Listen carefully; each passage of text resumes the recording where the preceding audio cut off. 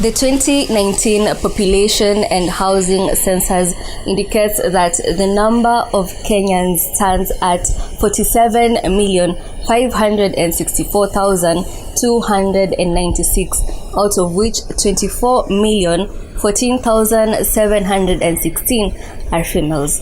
According to a study done by African 2015, says that 65% of women and girls cannot afford sanitary towels. Studies conducted in low and middle income countries indicate that women and girls face several challenges relating to information access about menstruation, affordable and appropriate sanitary products, poor sanitation facilities, and lack of proper avenues for disposal of menstrual waste. The situation is brought about by the taboos and cultural practices that accompany the discussion of sexuality and menstruation in particular.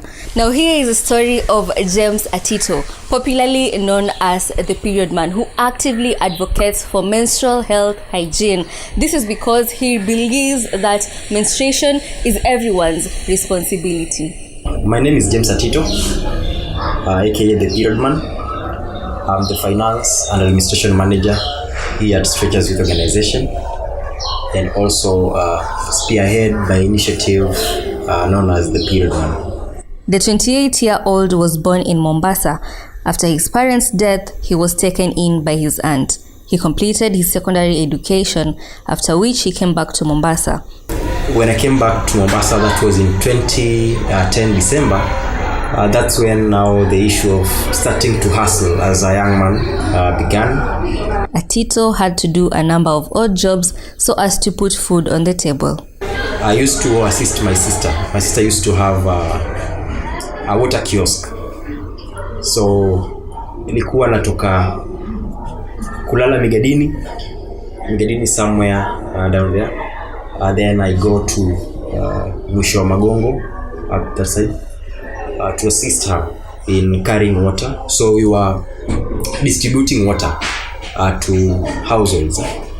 In late 2011, Period Man and his friend, who he met at an interview, founded an organization called Bomu Stretchers, which later became Stretchers Youth Organization, after realizing they had the capacity to reach more youths around Mombasa County.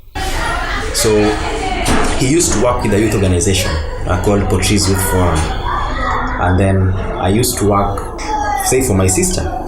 So from there, we thought, how can we start something that we can use to empower young people?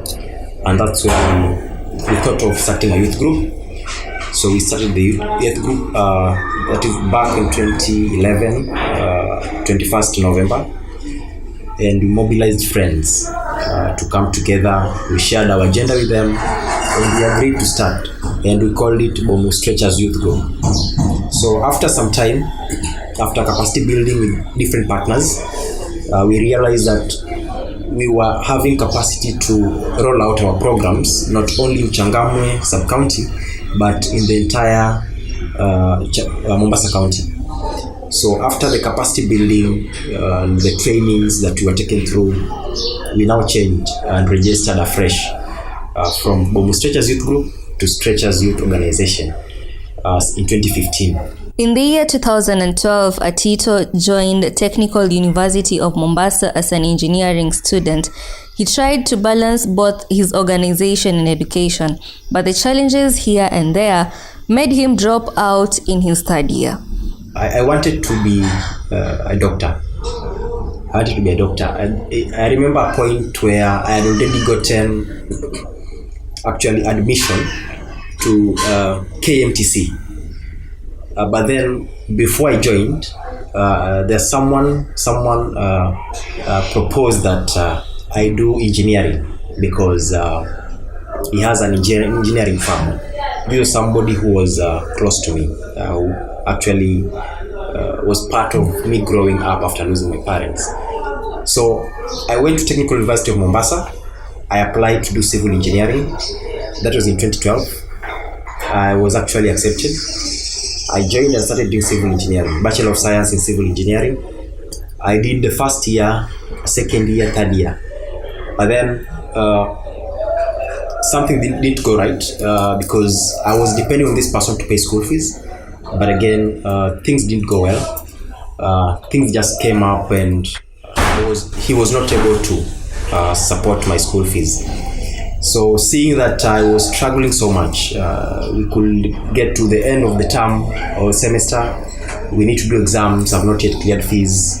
So it was a lot of struggle. My sister was struggling a lot, and I saw, well, I can't continue with this. 2 years remaining, yes, but it is already a struggle. I'm already having some fee balances for the previous year, and it was not possible. So I dropped out of civil engineering, and that was now around 2014. So actually, for me to sustain the previous years, I used to do small businesses. I used to fry crepes just outside Technical University of Mombasa. During the day, I could come out of the class because it was a full-time class, but I could spare some time, fry some crepes and mihogo, get some money, sell, then pay school fees. But it was not really sustainable. So when I saw it was not going well with me, I decided to quit and just came and concentrated with Stretchers Youth Organization. So what is Stretchers Youth Organization and what do they do? Well, Stretchers, as I mentioned earlier, we started as a youth group that was called Bomu Stretchers Youth Group in 2011. So we decided in 2015 to register afresh as a community-based organization, and then we changed our name from Bomu Stretchers Youth Group to Stretchers Youth Organization. So since then, we've been focusing on 3 thematic areas as Stretchers Youth Organization. The first one is sexual reproductive health and rights advocacy, where we look at how best do we bring young people and train them on issues of reproductive health. How best do we link them to health services? How do we ensure that they engage in policies that affect their reproductive health? Then the second thematic area is human rights, good governance, and peace advocacy, where we do civic education on the constitution, the policies that are there, the international treaties. We sensitize the community and young people together with women on how best they can understand their rights and defend themselves whenever it is important. Then third is capacity building and training young people on livelihood skills, training young people to do things like curriculum vitae, link them to job opportunities that we have around, and even see mentoring them as they grow. Why would a man call himself the period man? When I first went out, I introduced myself as the period man. People laughed and they said, "Kwani wanyesha?" So and my reaction was the same way as you. I laughed, and so as an advocate in this field, I wouldn't miss a response. I just said, well, I've called myself that name because this is what I want to advocate for. I want just to make sure that men understand the challenges that girls and women go through. Don't eat dirty. Don't eat dirty. Don't eat dirty. Don't eat dirty. Don't eat dirty. Don't eat dirty. Don't eat dirty.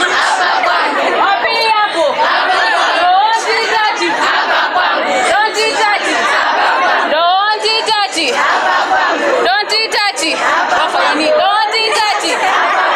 Hapo hapo. Don't eat dirty. Don't eat dirty. Where did the name come from? He attributes his name, the period man, to a rich history of events that took place, from his sister being one of the beneficiaries of menstrual cups, to him being among the pioneers of men engagement during menstrual hygiene, which made him pay a visit to Belgium for a conference, to him getting a scholarship by AMREF still on matters men and menstruation. I got a call to go and do menstrual health training in Turkana.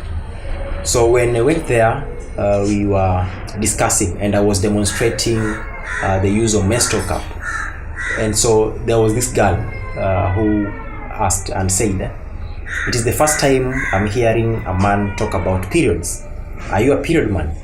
And so I didn't think about it then, but when I came back and I was resting in my office, I thought, well, what else can I do to advance the male engagement in menstrual health? And so I thought of the name, "Are you period man?" And so I decided to just say, from today, I will be the period man. And I typed it in my Facebook handle. And the following day, we were having Red Cross was doing sensitization and mobilization of sanitary pads. So I was invited to go and talk about the menstrual cups. So I went, and it was from that session that I introduced myself as James Atito from Stretcher Youth Organization, and you can also call me the Period Man. So ever since then, the name Period Man has been in the public domain. When that girl asked me, "Are you Period Man?" Because my first response was a laugh. I smiled and said, well, if my sister menstruates, my mother missed a period to give birth to me, then yes, I'm a period man.